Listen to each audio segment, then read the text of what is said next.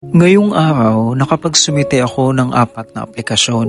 Kahit sobrang late na akong nagising. Late na rin kasi akong nakatulog kagabi gawa ng ang daming nangyari. At oo, sa wakas, naibenta ko na ang sasakyan ko. Wala akong panayam ngayon, pero may napagtanto akong tumatak sa akin. Kahapon kasi halos ibenta ko na yung sasakyan ko sa isang garahe. Pero hindi kami nagkasundo dahil sa sobrang baba ng alok nila.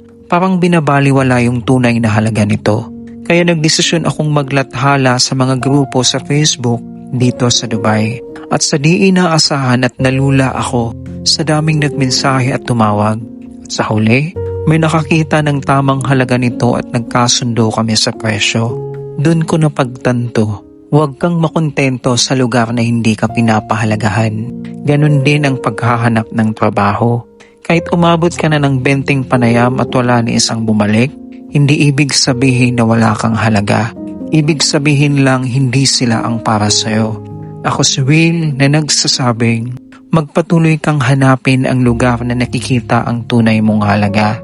Huwag kang papayag na maliitin ka kung alam mo naman ang kakayahan mo. Kung hindi man nila makita ang halaga mo, huwag kang mag-alala. May tamang lugar na makakakita nito para sa'yo.